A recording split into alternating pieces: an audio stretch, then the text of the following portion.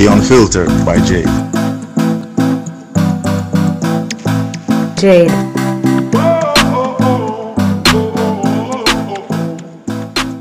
Welcome to The Unfiltered by Jade, where we get out of the box and dive into topics that are sidelined. I look forward to entertain, educate, and inspire. Feel free to like, share, subscribe, donate, and make everybody know about this.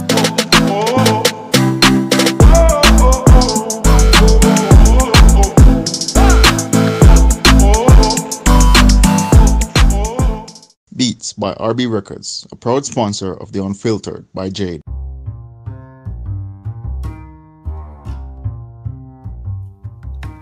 Shopping assistance, your style, your budget.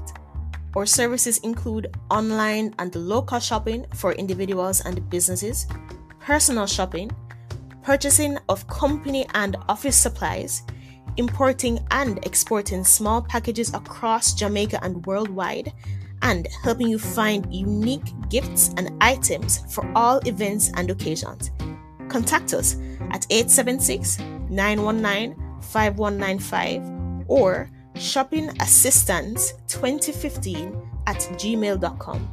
Shopping Assistance, your style, your budget.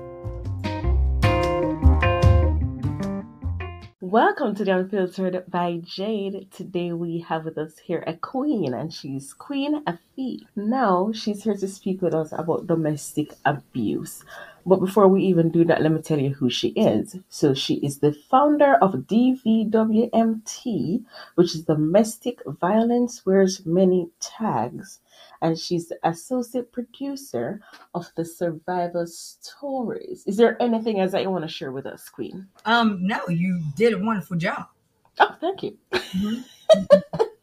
Thank you. So I have been on your page and I have been on your website and I've been reading and listening to your YouTube videos, and they are very interesting. Mm-hmm. So I want you to share with us first and foremost, what is domestic abuse? Domestic violence or domestic abuse is, of course, when someone is physically causing harm to another party in a relationship, intimate partner, family violence, as well as I like to call it stranger violence.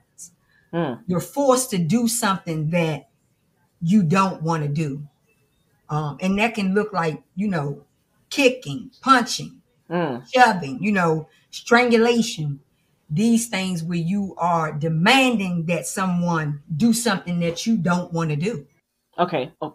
What are some types of domestic abuse? I mean, you listed some, but. So when we talk about my organization, Domestic Violence Wears Many Tags, couple of things that I wanted to do with this conversation. I researched who was having a conversation with abusers. Looked out there, didn't see too much of people educating abusers, men, women, teens, boys, and girls. Right. Second thing I wanted was who was presenting it as an educational package, as opposed to a brochure or text to 1-800-HELP or text to, help this victim type of thing. Nobody was presenting it as an educational package. 3, I wanted an organization that would educate males that are victims of domestic violence. Yes. Looked out there, really didn't see anybody doing that. So I decided, okay, well, we need to talk about all of these. We need to talk to all of these populations, as well as talk about all of the tags that come with domestic violence. Yes. So number one, we talk about verbal abuse, because verbal abuse is the number one way that somebody can start to discern that they may be in an abusive situation. Okay. Second, we talk about emotional abuse, because you can't have verbal abuse without emotion. Emotional, yes. Okay. Third, we talk about financial abuse, because people don't realize the significance of just leave. Where is that victim going to go? Exactly. When he or she has no finances to even leave. Exactly. Shelters are full. And not only that, abusers know where every shelter is anyway. Yes. Okay. So we're going to tell victims to leave, where they going. Exactly. Okay. Number 4, we talk about sexual abuse, because one of the things about research on sexual abuse is that it happens at the dinner table. It happens in the household a lot. But in the household, we treat it like it's stranger sexual abuse. Because everybody want to sweep it under the table. Nobody want to talk about, good touch, bad touch with our young people at the table. And then number 5, we talk about physical abuse, because physical abuse is normally the last tag, because the abuser really doesn't want to hit you if he or she doesn't have to. Yes. Because a lot of times I can control my victim being verbal and emotional abuse. Yes. Financial abuse. I never need to touch the victim. Yes. I never have to put my hands on him or her, because I have you right where I need you to be from verbal, emotional, and financial abuse. So this is what we talk about with domestic violence wears many tags. So are there telltale signs? I mean, you had said before, it starts off with emotional, or it starts off with verbal abuse first, and then it goes to emotional. But I have heard persons even recently saying, how they talk to their spouse is not abuse, because that's just how they communicate. And I'm like, no, that's abuse. How you speak to them that way, it's abuse, because what happens is that they now become emotionally hurt. Yeah, absolutely. You have to, kind of watch the communication at your dinner table, because, the little people there are soaking this stuff up. You're actually teaching them to communicate like that. How did you grow up at your dinner table? Were you called a no good son of a gun? Were you called dumb, stupid? Were you told you would never be anything? You would never amount to nothing? You're too fat. Your hair is too short. You're too light. You're too dark. Were you told these things at your dinner table, because you unconsciously go out and seek that in a partner? Yes. It becomes normal. It's your normal. So you end up with a partner who does these things to you, and as a bystander looking in, it's like, well, she did or he did come from a background like that. That's why it can appear normal to them. You see what I mean? So can you sit your friend down and say, I think you're being verbally abused, as opposed to, you dumb, you stupid girl. It couldn't be me. I wouldn't even be with nobody who talked to me like that. Okay. Like that to me. I never dealt with nothing like this. These are the things we say to our friends and loved ones who are going through, but that sounds just like the abuser. Yes. We got to sit them down and say, look, you may be dealing with verbal abuse. And what I mean by that is, I'm familiar with your childhood. We grew up together. You would always cry about, how your parents would talk to you, belittle you, or how you were bullied in school and how people would treat you. And you're in a relationship like that now. Yeah. So helping them understand sort of from an educational standpoint what they're actually dealing with, and that is not normal, and it was never normal. Right.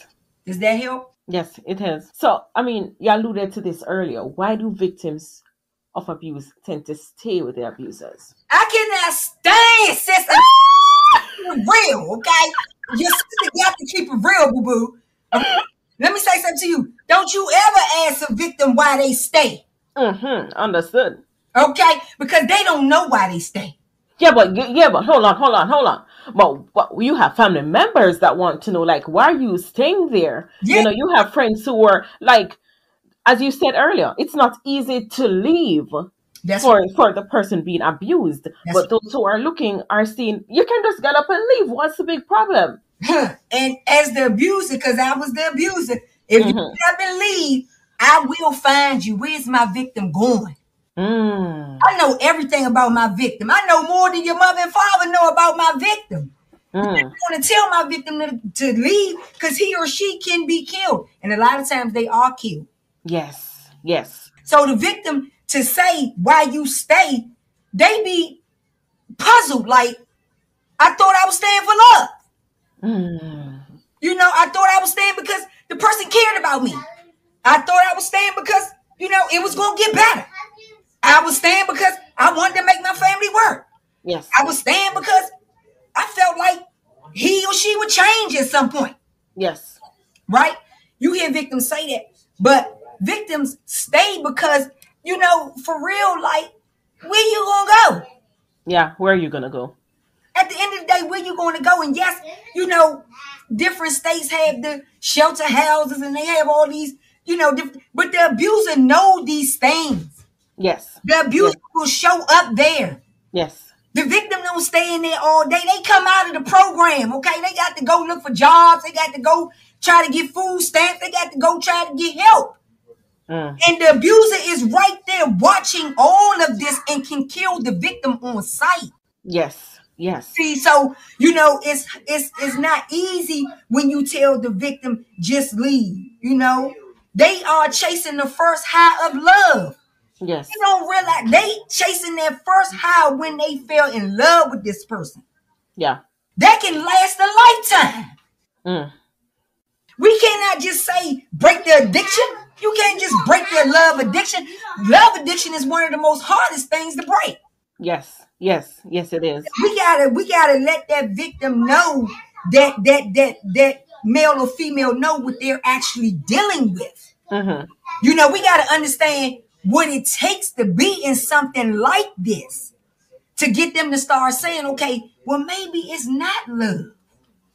Maybe it's not love anymore. Maybe maybe my father, my daughter's father, or my husband, or my boyfriend, my girlfriend, maybe they're not going to change. Yes. Yes. Me.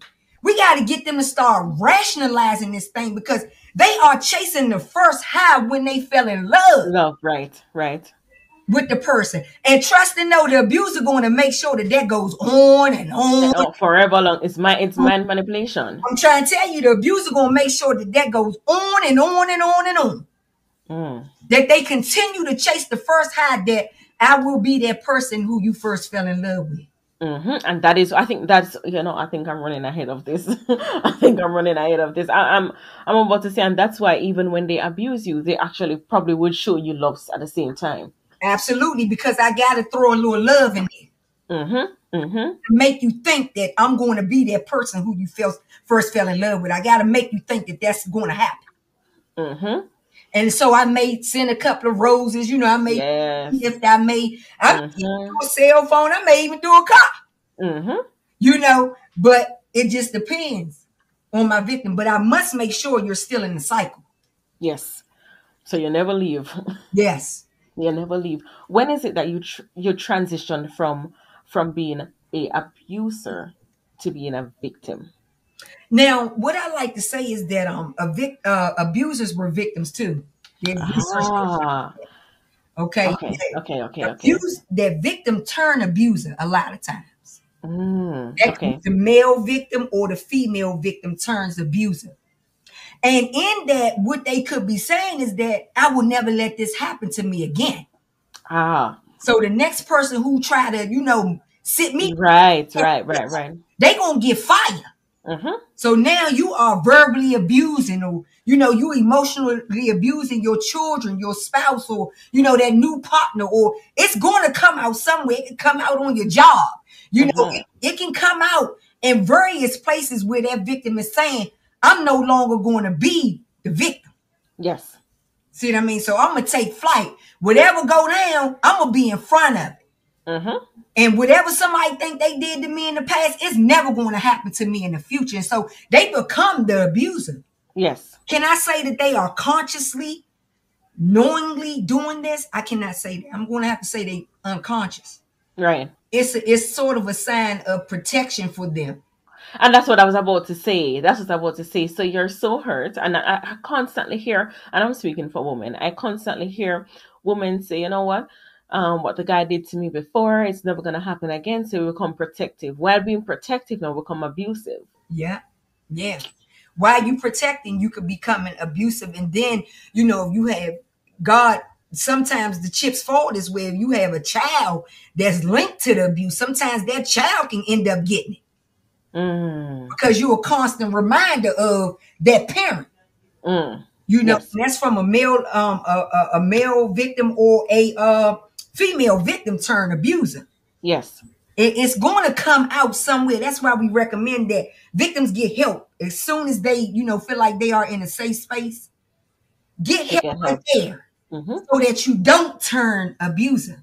Man, sometimes we're running from right. We run right back into it. Yep. And then you turn around and run right back into it. Into again. It's just a cycle. It's just a cycle. What does it look like to be an abuser?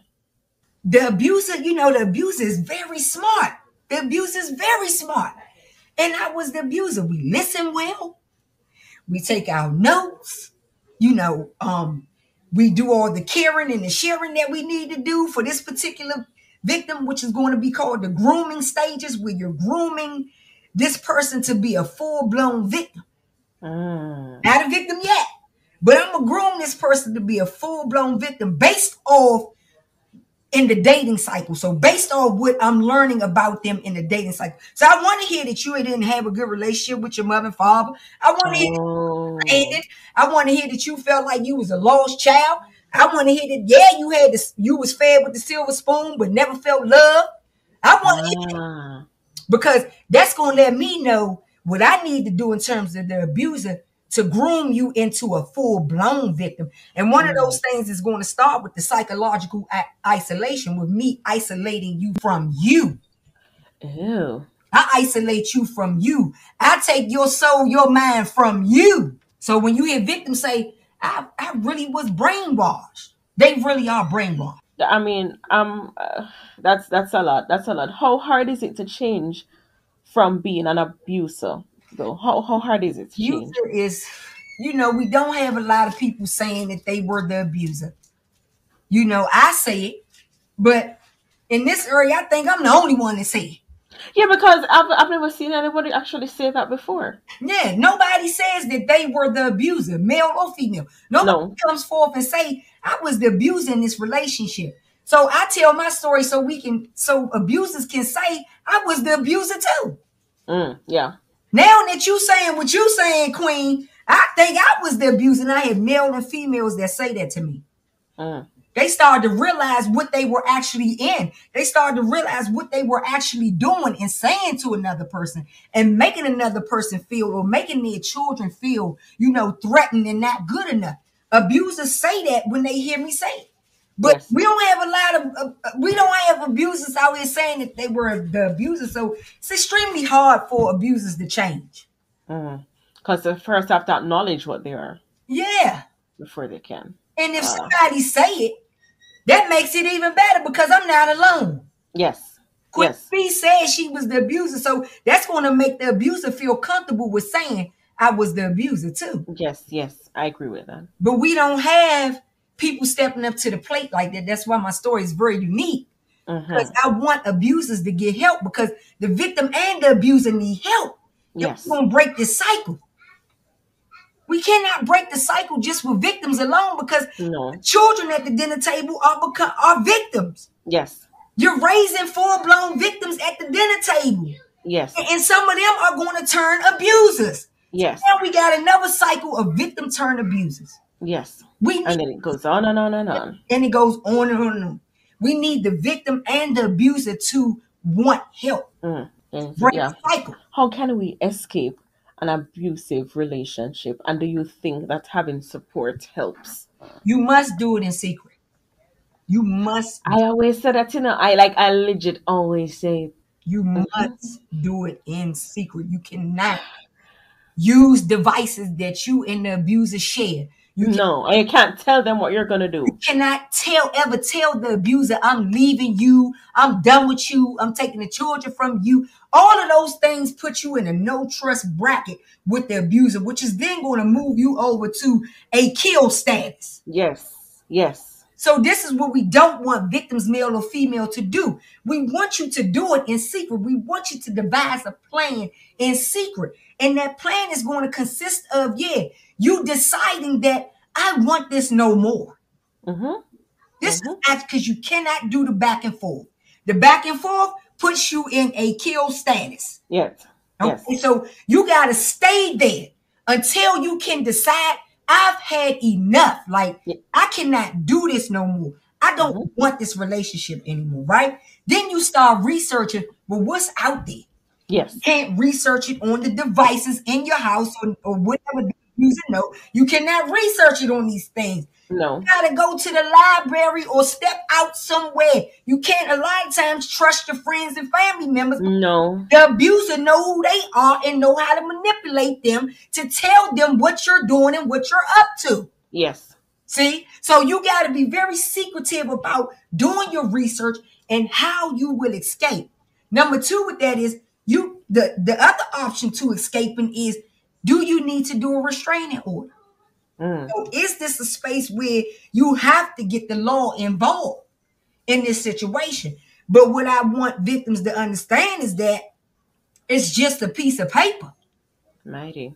And that's not going to stop the abuser from coming for you. Okay. And abusers are very cunning. They're very clever. They spend a lot of time tracking the victim. A lot of time goes into tracking the victim. That's why in COVID, abusers don't have to do much tracking. Right. Because the victim is there. So, you're less agitated when you don't have to track the victim. When you got to track the victim, that brings on a lot of agitation to the victim. Okay. So, in that, is it a place where you do need to do a restraining order? Okay. And have the police called, and start having that paper trail of on paper, like, I'm done with this person, because now physical attacks are happening, things are being done to the children, could be being done to the children. And any child who's in a domestic violence household, they are in jeopardy. Yes. Their lives are at stake. They are in danger. Yes. Okay. And so the victim and the abuser is responsible for these children that are being victimized by this behavior. Yes. Okay. So is that the case where you need to get the police involved? You got to discern what's going to be the best way for me to exit this relationship and never return. So that means you follow all the way through with the court stuff. You got to go all the way through with it. All the while you getting 100 text messages on your phone about, bitch, I'm going to kill you. Okay? Don't try me. You getting all these things on your phone, but you still got to follow through. You still got to fight the fight until you have come to your resolve, which is you find safety. Yes. At the end of the day, you get a safety space for you and your children, or for that victim who is single and trying to escape the relationship, male or female. Yes. Victims can call the 1-800-799-SAFE-2 number. You can call the 1-800-799-SAFE. That is a good number for getting the resources in your state. Okay. So getting those caring resources that are in your state. The thing about the 1-800 number, though, is that some of the programs, have dispersed, they're no longer there, so now promotions of finding what programs are in place. Right. Who's accepting, who's doing intake for victims and their children. You have some shelters that do not take little boys in the shelters. Then you can't get help because you got a son. So all of these things play a part in that victim researching her or his escape plan from the relationship. Yes. Man. And you need support. The other part of your question was support. You definitely need support in helping you do that. But you can't, your family and all of these people, a lot of them you can't trust in something like this. You don't mean no harm, but they just know too much of your business. Yes. You need somebody that's on the outside that is an expert, a professional, that can help you discern this thing and walk it all the way down, help you discern what you're actually dealing with. Because again, victims are brainwashed. So a lot of time, they don't even know what they really dealing with. They are chasing the first high of love. We got to get them from chasing the first high first. Yeah. Then we can bring them into a space of breaking the psychological punishment to where they can see the bigger picture. Oh my God, my children are at stake. I'm at stake. Our lives are literally in danger. Yeah. So they do need support. Yes. They absolutely do need support. And it's not the support of, you dumb. Friends and I could never sit in something like that. Girl, you need to just be, man, you need to just go from her. Why you even with her? And let me tell you something about domestic violence. It don't have no profile. No, it doesn't. It could be, I'm 5'4", 130 pounds, 20 pounds at the time. And I was tearing up some victims. Yep. So you ain't big, small, tall. Domestic violence don't care about that. And it doesn't care about masculine or feminine. It does not care about that. Because when I say, listen, you have some men who are being abused, people normally laugh. It's You know, funny. it ain't funny. It's not funny. And you are absolutely correct. The CDC says 4.6 million men are victims of domestic violence, sexual abuse, and stalking. Yes. How is that funny? It's not funny at all. How's At that all. funny? And then if you're a victim in this stuff, you got sons, you are making them victims of domestic violence. Yes. Yes. You know what I mean? You are grooming little victims and little abusers of domestic violence. And they're male children. How's that funny? It ain't funny at all. But America, that's why, my program, we focus on men. We focus on males. Because males are not covered. No, they're not covered at all. At all. And I don't want my sons, I have 2 sons. I don't want my sons dating no abusive woman like their mother. No. I don't want my boys catching up with me in a long run. No. Okay, so I got to educate them too on what healthy relationship look like. We going to the school system, to go to churches, and go to all these places, and we put a ton of girls in there. But where are the young men? Where are they? And teaching them how to be in healthy, responsible relationships too. We can't point the finger at nobody but ourselves. Yes. For neglecting to educate our young men on healthy relationships. And telling them it's okay to talk. It's okay to report it. That's right. Man. That's a lot, man. That's a lot. That's a heavy topic. It is heavy. Tell us about DVWMT and how we can reach you. Girl, we are out here in the trenches. You hear me, honey? And we have been out here saying it, and we're going to keep on saying it. That's right. We need to get ourselves straight at these dinner tables. Yes. These dinner tables are jacked up. And we have got to do better. Educating our young people. Parents have got to get the help that they've been traumatized 30 years ago. They still are traumatized today. And you got little people sitting at your dinner table. You call yourself raising a family.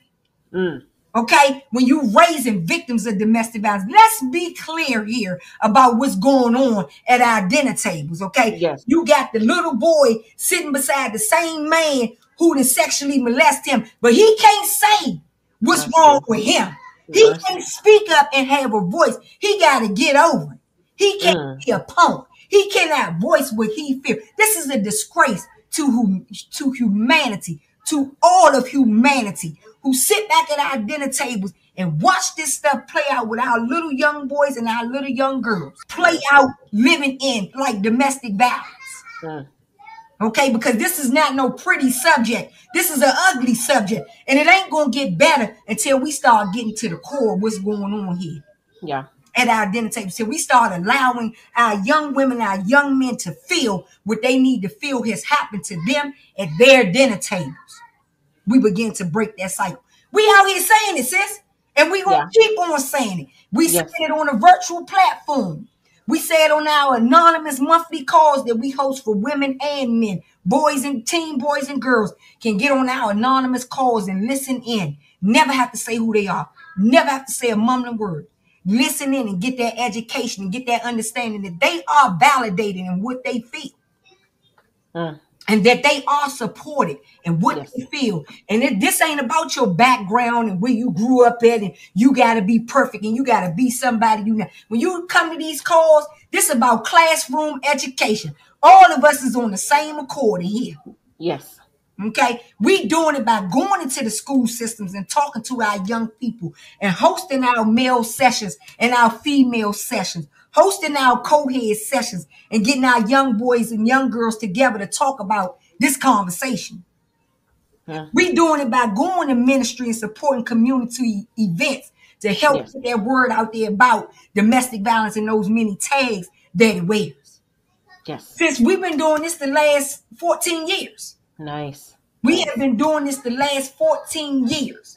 And I recently decided I want a deeper attribute for our survivors and victims and abusers to start healing. And so I brought production together for the monologues. So I call them the Brokenness, the Boldness monologues. Okay. And this is a platform where victims and abusers, real victims and abusers, we're not doing a casting call, we're not doing a play here, can come up and tell their darkest secret, domestic violence.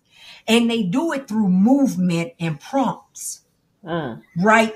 And this thing here is so emotional for the victims and abusers who are sharing their story. It's a deeper level of healing without them talking. Because there's some victims who just, and abusers who can't talk.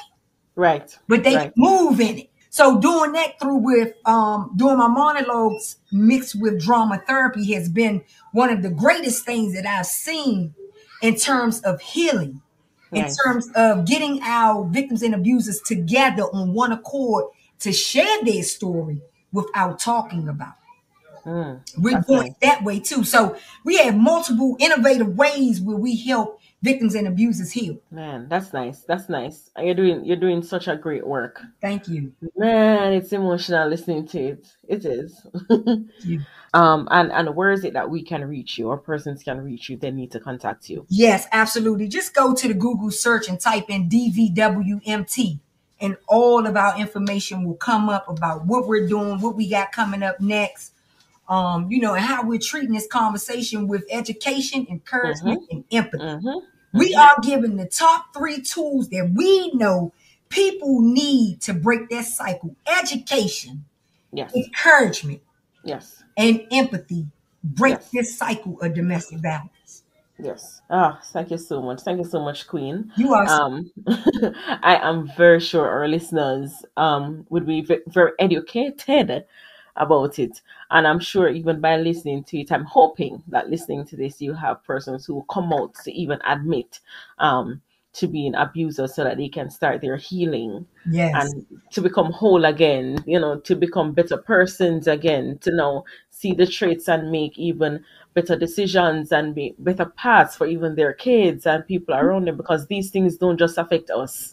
It affects everybody around us. It affects our community, sis. It affects, our children in school. It's the tags don't have no profile. They gonna come for you. Yes.